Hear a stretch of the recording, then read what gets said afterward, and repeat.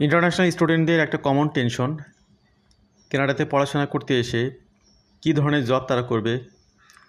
যদিও এখানে টাইমটা ফিক্স করা যে 24 ঘন্টা বর্তমানে কাজ করা যায় সপ্তাহে। তো এখানে বেশ কিছু রিল্যাক্সের বিষয়ও রয়েছে, সেগুলো নিয়ে আমরা কিছুদিন আগেও কথা বলেছিলাম যে অন ক্যাম্পাস জব যদি হয় তাহলে আনলিমিটেড টাইম কাজ করতে পারে স্টুডেন্টরা।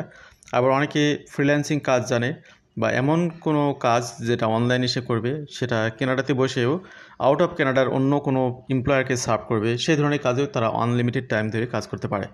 তো পড়াশোনার খরচ বিয়ার করার ক্ষেত্রে যাদের এই ধরনের ক্যাপাসিটিগুলো আছে তারা এটার সুযোগটা লুফে নিতে পারেন। আপনি যদি আনলিমিটেড কাজের সুযোগ পান, বিশেষ করে মাস্টার্স প্রোগ্রামে যারা আসেন, অনেকে প্রফেশনাল ব্যক্তিরা এখানে আসেন, তাদের সপ্তাহে হয়তো 2-3 দিন ক্লাস থাকে। তিনি যেহেতু ইনসাইড কানাডাতে 24 ঘন্টার বেশি কাজ করতে পারতেছেন না, ফ্রিল্যান্সিং করেও তিনি যেহেতু একটা সুযোগ পাচ্ছেন, তো এই সব কিছু মিলিয়ে তারা কিন্তু তাদের থাকা খাওয়ার খরচ, টিউশন ফি এগুলো কাভার করার একটা চেষ্টা চালাতে পারেন। কতটুকু হবে সেটা ডিপেন্ড করতেছে আপনার ক্যাপাসিটির উপরে। এখান থেকে আলাদা করে কোনো থার্ড পার্টির পক্ষে এটা প্রেডিকশন করাটা টাফ। তো যেমনটি বলছিলাম যে আপনাদেরকে রাস্তাগুলো ধরিয়ে দেওয়া, ক্লিয়ারলি তুলে ধরা, সেটাই মূলত উদ্দেশ্য।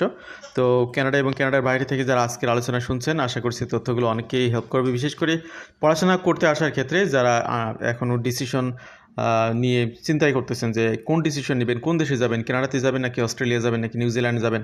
তো আউট অফ কানাডাতে অন্য দেশে কিন্তু অন ক্যাম্পাস অফ ক্যাম্পাস সব জায়গাতেই 24 আওয়ার অর 20 আওয়ার ফিক্সড করা, তো তার বেশি আপনি করতে পারবেন না। কানাডাতে আমরা দেখলাম যে এখানে আপনার অন ক্যাম্পাস জব এবং ফ্রিল্যান্সিং কিছু কাজ, সেগুলো আনলিমিটেড টাইম করার একটা অনুমতি দেওয়া আছে। এর বাইরেও কিছু কান্ট্রি থাকতে পারে যেটা হয়তো আমাদের জানা নেই। তো আজকের আলোচনাগুলো আমরা একটু দ্রুত আগানোর চেষ্টা করব। Working while studying in Canada, a guide for international students. পড়াশোনা করার ক্ষেত্রে যারা ভাবছেন একটু ভালো করে খেয়াল করুন। তো ইউজুয়ালি আপনারা জানেন যে কানাডার immigration department, immigration refugee and citizenship Canada, তারা 24 ঘন্টা কাজের সুযোগ দিচ্ছে দীর্ঘদিন ধরেই বলা চলে, সপ্তাহে 24 ঘন্টা। সেটা দিয়ে সবার আসলে সব ধরনের খরচ মিট করাটা এত সহজ না। তো কানাডাতে এসে আপনার প্রথম যে কাজ সেটা হচ্ছে একটি সোশ্যাল ইন্স্যুরেন্স নাম্বার কালেক্ট করা। এটা 9 ডিজিটের একটি নাম্বার। এটার মাধ্যমে আপনি এখানে এলিজিবিলিটি লাভ করবেন কাজ করার। বিশেষ করে এখানে এমপ্লয়মেন্ট ট্যাক্স রিপোর্টিং এই বিষয়গুলোর জন্যে এবং গভর্নমেন্ট বেনিফিট পাওয়ার ক্ষেত্রে এই আপনার 9 ডিজিটের সোশ্যাল ইন্স্যুরেন্স নাম্বারটা ব্যাপকভাবে হেল্প করে। তো যেমনটি বলছিলাম যে এখানে দুইটি সুযোগ রয়েছে কাজের, একটি হচ্ছে অফ ক্যাম্পাস, একটি অন ক্যাম্পাস।